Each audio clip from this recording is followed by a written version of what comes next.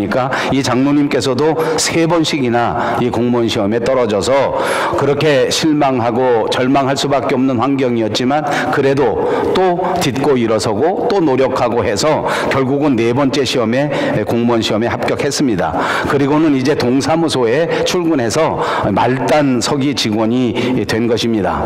그래서 처음 이제 출근하게 되니까 그 동사무소에 있는 많은 선배들이 이 처음 들어온 후배를 반겨주면서 또 여러 가지 이제 꼭 지켜야 할 일들을 가르쳐 주는데 그 중에 잊지 못할 기억 하나가 무엇인가 하니 이 동사무소에서 민원 업무를 보다 보면 사람들이 와서 호적 등본도 떼어가고 사람들이 와서 무슨 증명서들을 많이 떼어가는데 이것이 처음 말단 직원이 행해야 되는 그 가장 중요한 직무 가운데 하나이니까 이거 정신 똑바로 차리고 해야 된다. 그리고 무엇보다도 가장 중요한 것은 민원인이 와서 무엇을 신청하기만 하면 첫 번째 제일 중요한 게 본인인가 아닌가 하는 것을 확인하는 것이 제일 중요하다.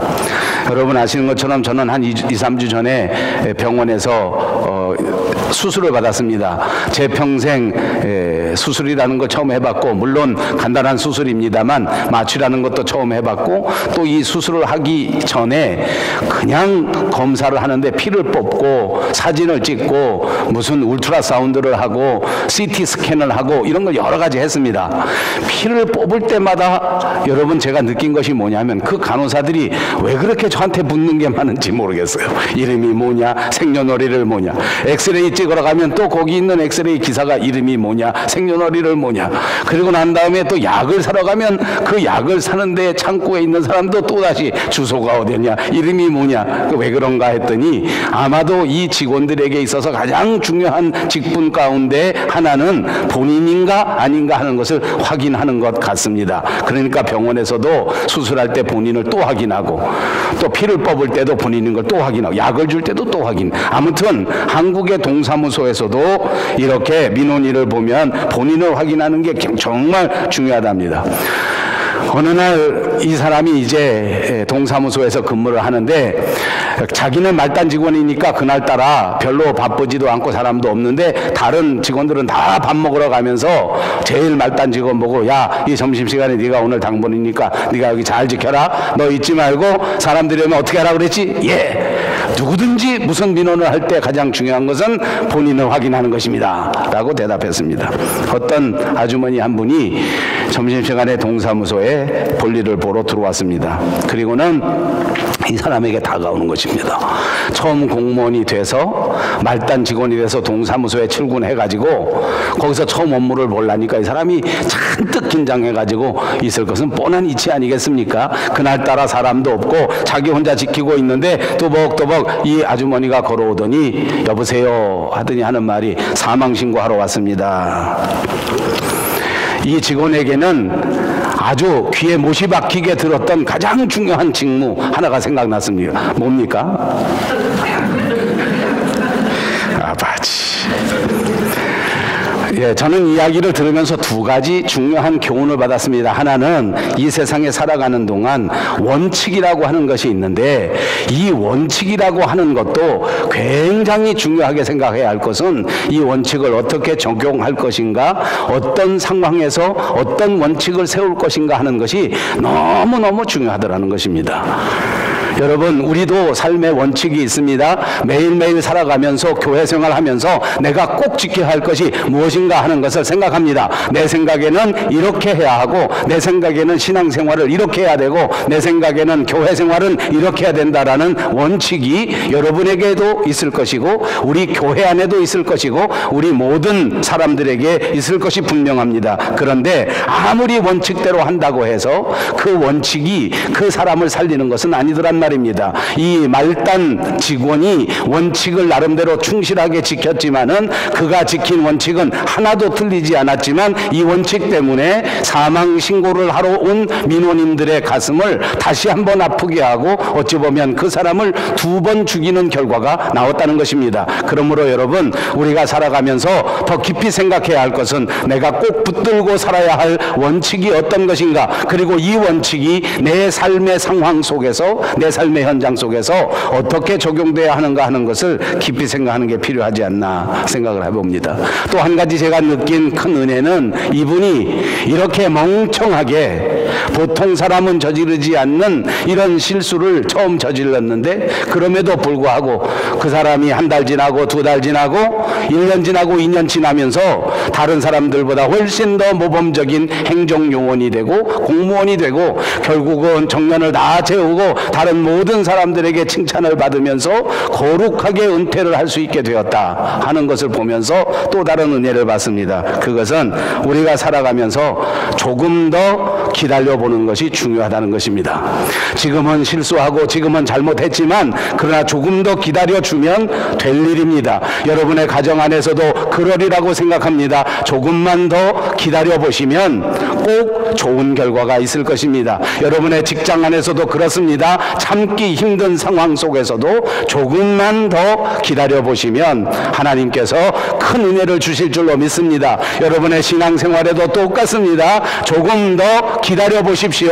하나님께서 풍성한 열매로 갚아주실 줄로 믿습니다. 옆에 있는 분들과 인사합니다. 조금만 더 기다려보십시다. 옆에 있는 사람하고 하라는데 왜 땅 쳐다보고 하시는, 옆에 있는 사람에게 해봅니다. 조금만 더 기다려보십시다. 예, 하나님께서는 천사 가브리엘을 보내주셔서 사가랴에게 세례 요한의 탄생을 알려주었더랬습니다. 여러분 아시는 것처럼 그때 사가랴는 절대 믿지를 못했습니다. 천사가 와서 말해주었지만 이미 자기 자신의 나이가 늙었고 자기 부인의 나이도 아주 늙었기 때문에 이 말을 도저히 믿을 수가 없었습니다. 평생 예수를 믿고 평생 하나님을 믿는 사람이었지만 평생 교회 안에 중요한 역할을 하는 제사장 직분을 수행한 사람이었는데도 불구하고 정작 천사의 말은 믿지 못했습니다. 결국 그는 이것을 믿지 못했기 때문에 말을 하지 못하는 벙어리가 되고 말았습니다. 저는 이 대목을 여러분에게 설교하면서 사가랴에게 있어서 벙어리가 된 것은 믿음의 훈련을 받은 것이다. 그는 이 기간을 통해서 다시 한번 믿음을 뜨겁게 하고 이 벙어리 훈련을 통해서 신앙의 진수가 어떤 것인지 하는 것을 깨달아 알게 되는 역사가 있게 되었다라고 말씀드린 바가 있습니다. 이제 오늘 본문에서는 이렇게 벙어리가 되었던 사가랴가 그 벙어리 훈련을 다 끝마치게 되고 다시 말을 하게 되는 역사가 이루어집니다. 모든 믿음의 훈련의 역사가 이루어지고 또다시 모든 상황이 회복되는 은혜가 오늘 본문에서 나타난 것입니다. 그래서 오늘 저는 이 본문을 보면서 세례 요한이라고 이 말씀의 제목을 붙였고 그리고 마지막 80절에서 우리에게 가르쳐 준 것처럼 이 모든 생애 가운데 특별히 주목해야 할 오늘의 주제를 세례 요한의 빈들이라 생각하여 오늘의 말씀의 제목을 세례 요한과 빈들이라 이렇게 말씀을 전해드렸습니다. 57절과 58절에 있는 말씀입니다. 엘리사벳이 해산할 기한이 차서 아들을 낳으니 이웃과 친족이 주께서 그를 크게 긍휼히 여기심을 듣고 함께 즐거워하더라. 아멘. 우리 교회 사랑하는 성도님들은 이 두의 한계가 있습니다. 한 주일 지나면 까맣게 잊어버려요. 지난주에 저도 읽고 여러분도 읽자 했는데 아무도 안 따라 읽으십니다. 예, 화면에 나오면 제가 읽기 시작하면 아무 때나 따라 들어오셔서 같이 읽어주시기를 다시 한번 부탁합니다. 57절과 58절에 있는 말씀은 세례 요한의 탄생의 기록입니다. 이제 엘리사벳이 드디어 세례 요한을 낳게 된 것입니다. 이 소식이 이웃에게 전해지고 이 소식이 친족들에게 전해집니다. 엄청난 기쁨입니다.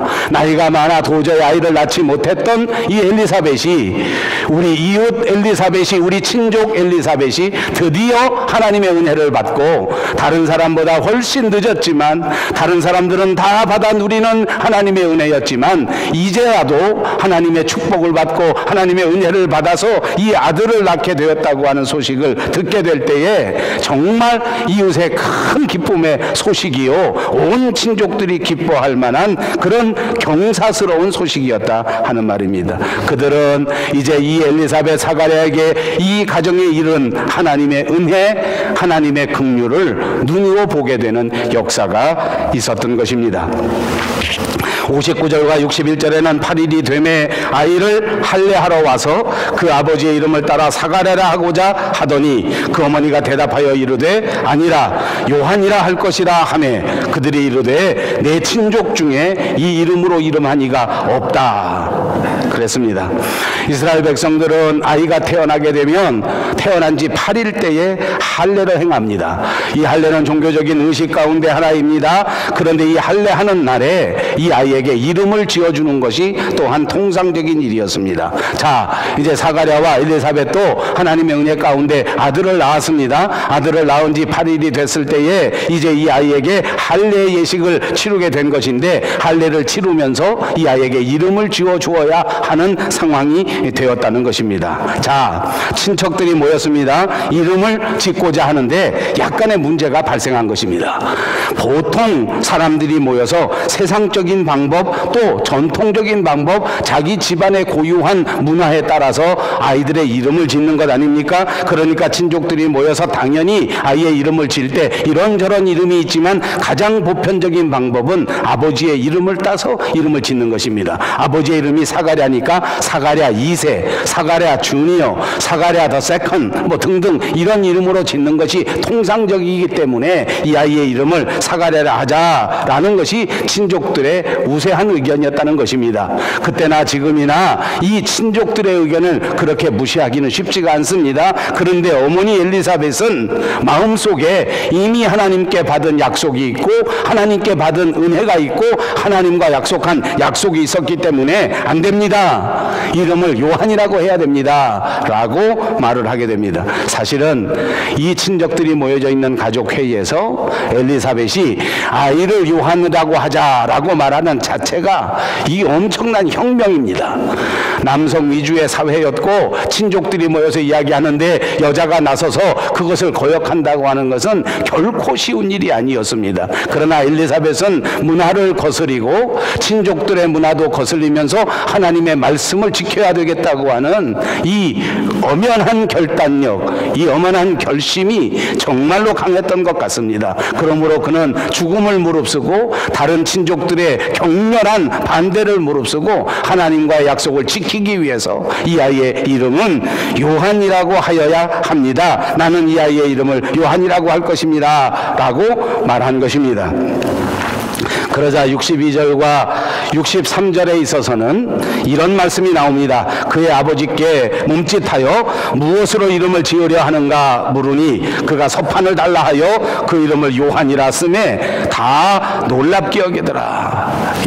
쉽게 결론이 나지 않습니다. 친족들의 의견은 사가랴 2라고 짓자는 것이고 어머니의 의견은 요한이라고 짓자는 것인데 어머니의 의견이 이것이 통과될 리가 만무하지 않습니까? 친족들이 쉽게 양보를 하지 않습니다. 더더군다나 사회의 분위기 자체가 남성 위주의 사회요. 친족들이 전부 다 남성들로 구성되어 있기 때문에 이 엘리사벳의 주장이 쉽게 받아들여지지 않으니까 그렇다고 해서 엘리사벳이 또 쉽게 넘어 무너지지도 않으니까 양보하지도 않으니까 그러니까 이것이 상당한 갈등을 만들게 됐단 말입니다. 그렇게 갈등이 생겨지게 되니까 이 갈등을 해결하기 위해서 사람들이 방법을 생각하는데 그럼 우리끼리 이렇게 설왕설래 할 것이 아니라 아버지에게 한번 물어보자. 최종의 권한을 아버지에게 주고 아버지 사가랴에게 물어보기로 한 것입니다. 그런데 아버지는 그때 말씀드린 것처럼 벙어리 훈련이 돼서 말을 하지 못하는 상황입니다.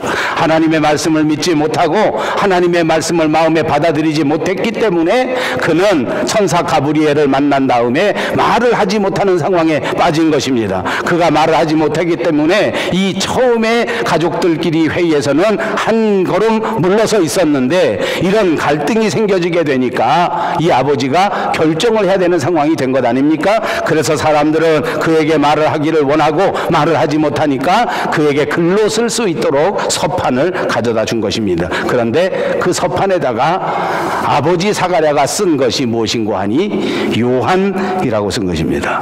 요한. 요한이라는 이름의 뜻은 하나님은 은혜로우시다 라는 뜻입니다. 그래서 요한이라고 이름을 썼는데 사람들은 전부 다 깜짝 놀랄 수밖에 없었습니다. 이게 어찌된 일인가. 평상시에는 친족들의 의견을 무시하는 일이 없더니 이 모든 절차가 우리 이스라엘 민족들이 다 따르는 보통의 방법, 다른 사람들이 다 인정하는 가장 좋은 방법은 아버지의 이름을 따라 짓는 것인데 어떻게 이 사가랴 제사장이 요한이라고 이름을 지으려고 하는가. 깜짝 놀랐습니다. 그러나 이제 더 이상 이 논쟁이 진행될 수는 없었습니다. 요한이라고 이름을 지을 수밖에 없게 된 상황이 된 것입니다. 여러분, 이 성경의 기록을 통해서 이제 요한이라고 이름을 짓게 되었습니다. 처음에는 이 아이를 잉태하게 되고 이 아이가 낳게 되면 세례 요한이 될 것이다 라고 천사가 말했을 때에 그 사실을 믿지 못했던 사가랴였지만은, 그러나 이제는 그 사실을 다 받아들이고 벙어리 훈련을 통해서 믿음을 더하고 믿음의 성숙을 더하고 믿음의 순종을 더하게 된 사가랴 제사장은 이제 서판에다가 요한이라고 해야 된다, 하나님의 말씀대로 따라야 한다, 이제는 우리의 전통을 따라서 할 것이 아니고 이제는 우리의 문화를 따라서 할 것이 아니라 하나님께서 내게 주신 그 말씀 그대로 해야 된다라고 단호하게 말한 것입니다. 그래서 요한이라고 이름을 짓게 되었습니다. 자, 이제 요한이라고 이름을 짓게 되고 나니까 이런 일들이 벌어지게 되는데 연쇄적으로 일이 생기기 시작합니다. 이에 그 입이 곧 열리고 혀가 풀리며 말을 하여 하나님을 찬송하니. 그렇습니다. 아들의 이름을 요한이라고 짓자마자 사가랴의 벙어리 훈련이 끝났습니다. 이 사가랴의 모든 환난과 핍박과 어려움이 끝나게 됐단 말입니다. 순종은 이 환경의 변화를 이끌어낸다고 하는 사실을 기억하시기를 바랍니다. 하나님이 여러분에게 바라시는 모든 순종을 이루실 때에 하나님께서는 여러분의 환경도 바꾸어 주시고 여러분의 상황도 바꾸어 주시고 여러분의 모든 인생을 바꾸어 주셔서 하나님께 영광을 돌릴 수 있는 삶으로 변화시켜 준다는 사실을 기억하시기를 바랍니다. 드디어 모든 신앙의 훈련이 끝났습니다. 벙어리의 훈련이 끝났습니다. 말씀을 믿지 못해서 이 모든 상황이 나빠졌었지만 그러나 말씀을 믿게 되니까 그 말씀에 순종하게 되니까 다시 모든 상황이 회복된 역사가 일어난 것입니다. 그리고 난 다음 곧바로 벌어진 사건은 바로 이것입니다. 하나님을 찬송하니. 아멘. 그렇습니다. 그는 입이 열리자마자 하나님을 찬송합니다. 이번에는 실패하지 않았습니다. 이번에는 실수하지 않았습니다. 왜 그랬을까요? 그는 벙어리로 훈련을 받았기 때문입니다. 믿음의 말을 하는 것이 이토록 중요하다. 순종의 말을 하는 것이 이토록 중요하다. 하나님을 찬미하고 하나님을 찬송하는 것이 내 인생의 가장 중요한 일이다 하는 것을 깨달아 알게 된 것입니다. 이것이 믿음의 훈련이 가져온 아름다운 열매인 줄로 믿습니다. 저와 여러분에게도 이토록 아름다운 열매가 우리의 입술에, 우리의 생각에, 우리의 마음 위에, 우리의 삶의 전체 위에 주렁주렁 맺혀지시기를 주님의 이름으로 축복합니다. 그렇습니다. 이제 믿음이 없는 말은 안 합니다. 이제 거절하는 말은 안 합니다. 이제 어두운 말은 하지 않습니다. 허탄한 말도 하지 않습니다. 농담도 하지 않습니다. 나쁜 말도 하지 않습니다. 남에게 피해주는 말도 하지 않습니다. 남이 듣기 싫어하는 말도 전혀 하지 않습니다. 이제는 정신 똑바로 차리고 하나님을 찬송하는 말만 하게 된 것입니다. 여러분, 하나님의 말씀을 꼭 기억하십시오. 마음으로부터 믿어 의에 이르고 입으로 시인하여 구원에 이른다고 하였습니다. 우리의 입은 그토록 중요한 것입니다. 우리의 입술은 이처럼 중요한 것입니다. 여러분, 우리가 천국 가는 믿음의 길에 어떤 말을 하느냐 하는 것이 가장 중요하다는 사실을 꼭 기억하시기를 바랍니다. 저는 어젯밤에 이 대목을 가지고 제 아내와 오랜 동안 대화를 나누었습니다. 요즘 우리 믿는 사람에게 가장 중요한 것은 소통의 리더십입니다. 어떻게 소통할 것인가. 여러분, 우리는 물론 말만 가지고 언어만 가지고 소통하는 것은 아닙니다. 말보다도 훨씬 더 효율적인 소통의 방법이 있습니다. 지난 주간 제가 말씀드린 것처럼 우리의 믿음은 눈으로 말할 수 있습니다. 우리의 사랑은 눈으로 표현할 수 있습니다. 우리의 몸짓 하나로도, 인사하는 태도 한 가지로도 우리의 마음을 표현할 수 있습니다. 그럼에도 불구하고 말은 하나님께서 주신 가장 중요한 소통의 도구입니다. 이거 믿습니까? 그렇다면 우리의 말을 조심해야 한다는 말입니다. 그렇다면 오늘 사가랴처럼 우리의 말이 훈련된 말의 결과가 되면 좋겠습니다. 언제나 믿음으로 훈련된 말을 하십시다. 언제나 우리 하나님을 찬양하는 말을 하십시다. 언제나 아름답고 예쁘고 귀한 말을 할 수 있는 저와 여러분 모두가 되시기를 주님의 이름으로 축복합니다. 이제 65절과 66절입니다. 그 근처에 사는 자가 다 두려워하고 이 모든 말이 온 유대 산골에 두루 퍼짐에 듣는 사람이 다 이 말을 마음에 두며 이르되 이 아이가 장차 어찌 될까 하니 이는 주의 손이 그에 함께 하심이러라. 사가랴가 이 아이의 이름을 요한이라고 지었습니다. 그리고 난 다음에 그의 벙어리 훈련이 다 끝나고 말을 하게 되었다는 이 사건이 또 사람들에게 전해진 것입니다. 이웃에게도 전해지고 친척들에게도 전해졌습니다. 얼마나 깜짝 놀랐겠습니까? 사람들은 정말 계속 놀라고 또 놀라는 일이 자꾸만 생깁니다. 이랬더니 사람들이 어떤 반응을 보였습니까? 오늘 보니까 근처에 사는 자가 다 두려워했다. 사람들은 하나님을 두려워하기 시작했습니다. 여러분, 우리가 예수 믿고 전도해 보니까 저는 이 말씀이 꼭 맞다고 생각합니다. 저는 복음의 말씀을 전했는데, 저는 하나님의 놀라운 사랑을 전했는데 제 말을 듣고 예수를 믿게 되는 사람은 두려움을 느끼더라고요. 나는 그런 말 한마디도 하지 않았습니다. 그런데 듣는 사람이 생각하기를 내가 이대로 살다간 망하겠구나. 내가 이대로 살다간 정말 죽겠구나. 이렇게 생각하더라고요. 하나님이 주신 마음입니다. 처음 믿음을 갖기 위해서 두려움이 생겨지는 것입니다. 경외함이 생겨지는 것입니다. 이 근처에 사는 모든 사람들이 하나님의 역사를 바라보면서 경외함을 느끼게 되었습니다. 그렇지 않습니까? 아이를 낳을 수 없다고 생각했던 나이 많은 사가랴와 엘리사벳이 아이를 낳았습니다. 아이를 낳는 과정에서 또한 엄청난 기적의 역사가 있었습니다. 순종하지 못하고 의심해서 말을 하지 못하는 일이 벌어졌는데 평생토록 말 못하고 살을 줄 알았는데 이제는 이 노인의 인생이 끝났는 줄 알았는데 다시 믿음의 회복의 역사가 일어나면서 다시 순종하고 다시 말씀대로 요한이라고 이름을 지으니 사가랴가 다시 말을 하게 된 것 아닙니까? 이제 말을 다시 하게 된 사가랴는 그동안에 이루어졌던 말의 실수가 훨씬 더 없어졌습니다. 그동안 허탄한 말을 했던 것을 전혀 하지 않습니다. 다른 사람에게 조금 민폐가 될 수 있는 말도 완전히 끊었습니다. 이제 그는 말을 하기만 하면 하나님을 찬양하는 찬송의 역사를 이루었습니다. 모든 사람에게 생명의 구원을 나누어 줄 수 있는 아름다운 말을 하게 된 것입니다. 이 놀라운 사건을 바라본 사람들은 두려워하며 경외심이 생기게 된 것입니다. 그러면서 이 소식이 사방에 전해지게 되었습니다. 그런데 여기 나타난 놀라운 역사가 있습니다. 그것이 무엇입니까? 이 아이의 미래에 어떻게 될 것인가? 이 사람들은 몹시 궁금합니다. 이 요한의 장래가 어떻게 될 것인가? 이 가정의 장래가 어떻게 될 것인가? 그러면서 이 사람들이 마음속에 확실하게 얻은 증거가 있습니다. 하나님의 손이 이 세례 요한과 함께하고 이 가정 위에 함께한다. 사랑하는 여러분, 저와 여러분의 인생에 하나님의 손이 함께 하시는 역사가 있다는 사실을 믿으시기를 바랍니다.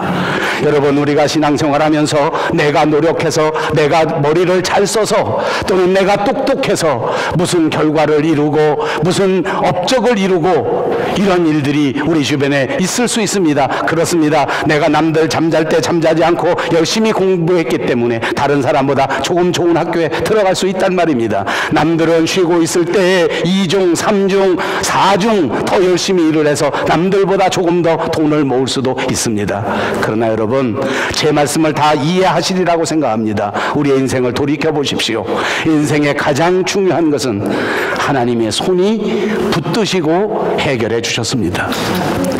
언제나 하나님의 손이 함께 하셨던 것입니다.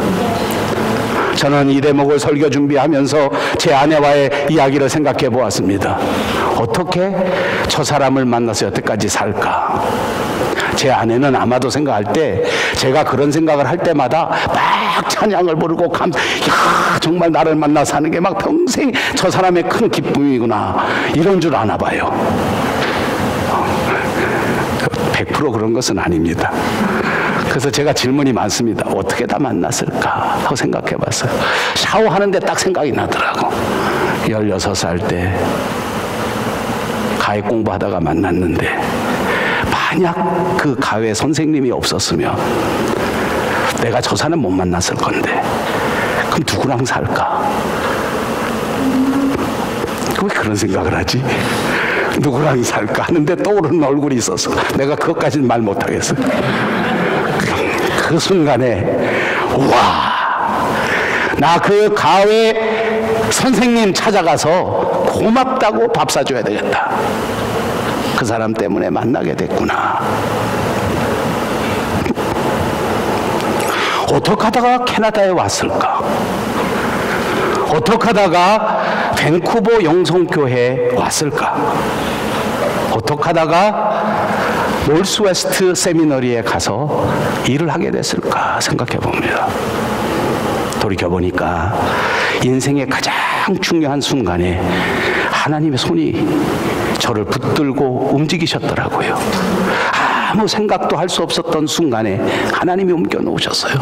이 태평양 건너 저는 꿈도 꾸지 못했습니다. 유학을 해본 사람도 아닙니다. 외국에 나와본 경험이 있는 사람도 아닙니다. 이런데 나와서 살만한 그런 경제적 여유가 있는 집안에서 태어난 것도 아닙니다. 그저 개척교회를 하는 조그만한 목사에 불과 특별하지도 못한 사람이었습니다. 그러나 하나님의 손길이 제 목회 삶에서 저를 붙들고 이리 옮겨 놓으셨고, 여기 하나님께서 영광 받으실 만한 일에 하나님의 손이 지금도 제 어깨를 붙들고 계시는 것을 느낍니다. 저만 그런 것이 아닙니다.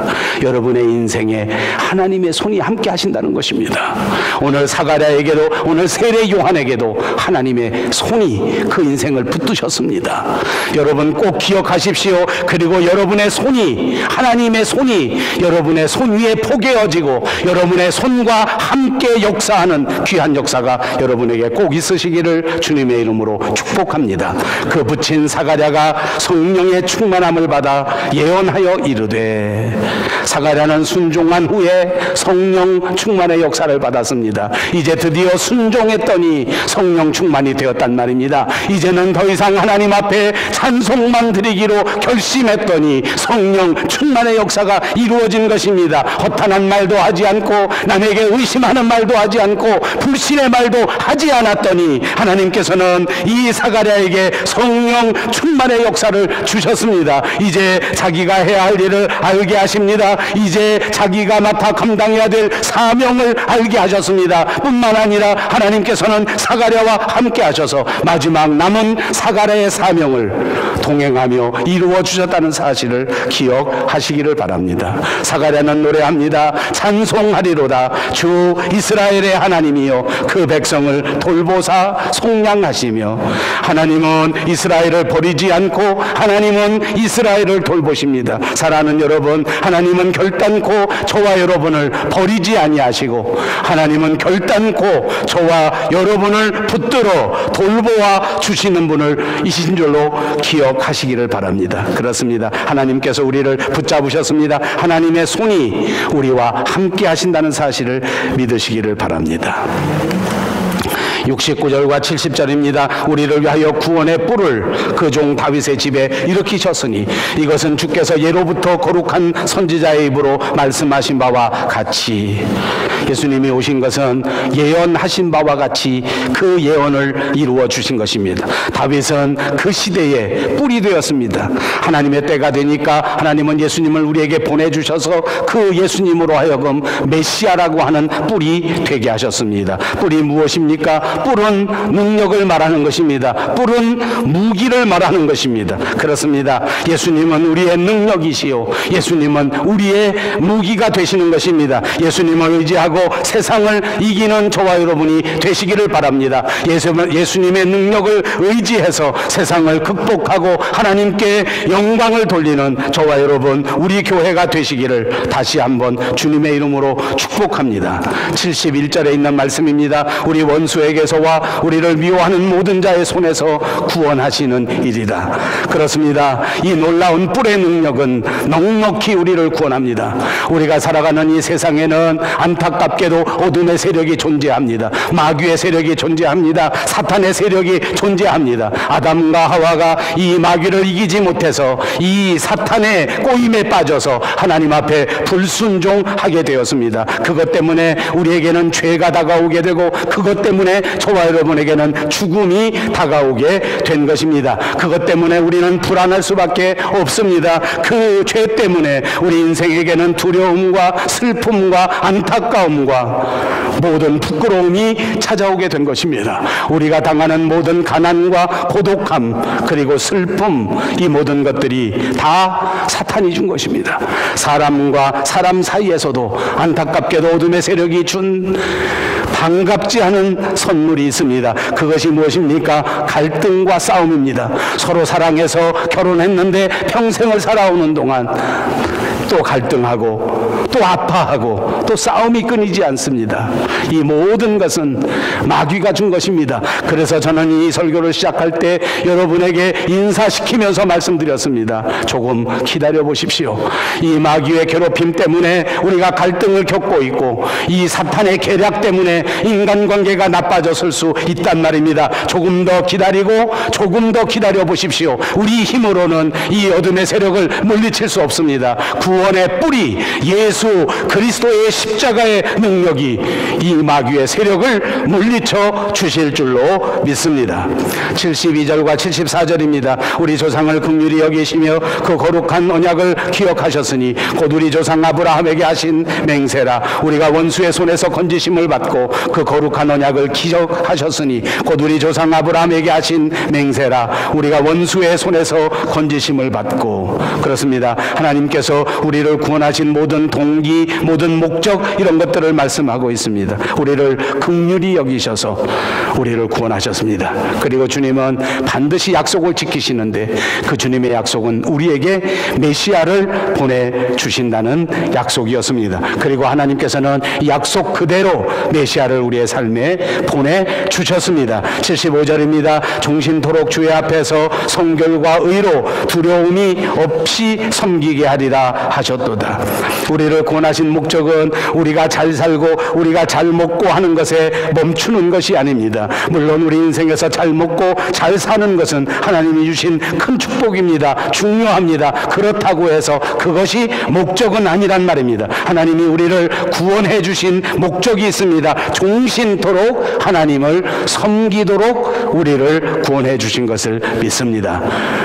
종신토록 하나님을 섬긴다. 그것이 하나님이 우리를 구원하신 목적입니다. 76절에는 이 아이여 내가 지극히 높으신 이의 선지자라 일컬음을 받고 주 앞에 나아가서 그 길을 예비하여. 예수님의 길을 예비하는 것입니다. 여러분, 세례 요한이 예수님의 길을 예비하는 그 결정적인 특징 한마디를 아십니까? 회개하라. 하나님의 나라가 가까웠다. 주님의 나라를 예비하는 것은 회개의 메시지를 전하는 것입니다. 사랑하는 여러분, 오늘 이 순간도 우리의 심령 깊은 곳에서 하나님 앞에 회개할 수 있는 저와 여러분이 되시기를 바랍니다. 여러분 주변에 있는 모든 사람들에게 담대하게 회개의 메시지를 전파할 수 있는 여러분들이 되시기를 바랍니다. 77절에는 주의 백성에게 그 죄사함으로 말미암는 구원을 알게 하리니. 예수님이 우리 안에 들어오시기 위해서는 우리가 반드시 회개해야 합니다. 우리가 회개할 때 예수님이 우리 심령 속에 들어오는 것입니다. 이는 우리 하나님의 긍휼을 인함이라. 이로써 돋는 해가 위로부터 우리에게 임하여 어둠과 죽음의 그늘에 앉은 자에게 비치고 우리 발을 평강의 길로 인도하시리로다 하니라. 회개한 자에게 하나님이 찾아오시고 예수님이 찾아오십니다. 그리고 예수님은 돋는 해가 되시는 것입니다. 돋는 해는 무엇입니까? 이제 우리에게 주어진 이 어두운 밤을 다시 낮으로 변화시켜 주는 것입니다. 우리의 환경을 변화시켜 줍니다. 우리의 상황을 변화시켜 줍니다. 따뜻한 해가 온 지구를 따뜻하게 만들어 주는 것처럼 성령의 은혜는 우리의 가슴을 다시 한번 뜨겁게 하고 우리의 가정을 따뜻하게 하고 우리의 교회를 새롭게 해 주실 줄로 믿습니다. 마지막 80절입니다. 아이가 자라며 심령이 강하여지며 이스라엘에게 나타나는 날까지 빈들에 있으니라.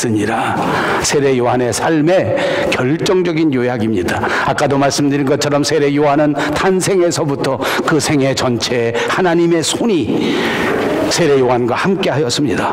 그 아이가 자라나면서 점점 성령 충만해지고 점점 강하여졌고 이제는 드디어 이스라엘에게 나가 회개의 메시지를 전파하며 예수님의 길을 예비할 수 있는 수준에까지 자라나게 된 것입니다. 그런데 오늘 80절에 마지막 그렇게 영광스럽게 사역의 현장에 나갈 때까지 세례 요한이 무엇을 했는가를 말씀할 때 한마디로 빈들에 있으니라 라고 말하고 있습니다.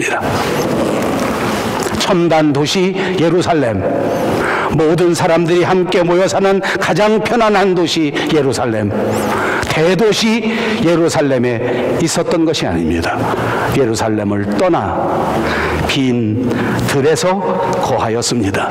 그는 빈들에 거하였을 뿐만 아니라 그 빈들에서 자라났습니다. 그 빈들에서 세상과는 소통하지 못했을지 몰라도 세상의 문화와는 조금 뒤떨어졌을지 몰라도 그 빈들에서 하나님과 교제할 수 있었고 말씀 안에 깊이 들어갈 수 있었고 기도 안에 깊이 들어갈 수 있었습니다. 세계에서도 가장 아름답다는 이 밴쿠버 땅, 가장 발전된 문화를 자랑하는 이 땅에 사는 저와 여러분, 받아들이기 어려운 말입니다. 오늘 우리에게 필요한 것은 이 땅에 빨리 적응하고 이 문화에 빨리 적응하고 이 사람들 모두를 물리치고 경쟁해서 이겨내는 것이 아니라 오늘 세례 요한처럼 이곳을 떠나 빈들에 가는 것이 필요하다는 말입니다. 여러분의 빈들이 어디일까요? 잠시 내 삶의 현장에서 빈들이 어디인가를 생각해 봅니다. 날마다 더 건강해지려고 헬스센터에 뛰어갔었다면 헬스센터에서부터 멀어지는 일이 필요합니다. 세상에 뒤처지지 않으려고 꽃꽂이 쫓아다니고 수영 쫓아다니고 취미생활 쫓아다녔다면 그 문화센터에서 멀어지는 것이 빈들입니다. 주님과 1대1로 만날 수 있는 장소, 다른 어떤 세상의 소리들이 방해하지 않을 수 있는 장소, 그곳이 빈들입니다. 그곳을 찾으십시오. 그 빈들로 과감하게 나아가십시오. 그렇다면 여러분들도 그 빈들에서 오늘 세례 요한처럼 강하여지고 든든해지고 충만해지는 체험을 하게 될 것입니다. 드디어 그 빈들에서 나와 온 세상을 향하여 하나님의 나라를 예비할 수 있는, 하나님을 준비할 수 있는, 하나님의 나라를 확장할 수 있는 거룩한 복음의 일꾼으로 세워지게 될 줄로 믿습니다. 여러분의 빈들을 찾아 반드시 강하여져서 돌아오시는 저와 여러분, 우리 교회가 되시기를 주님의 이름으로 축복합니다.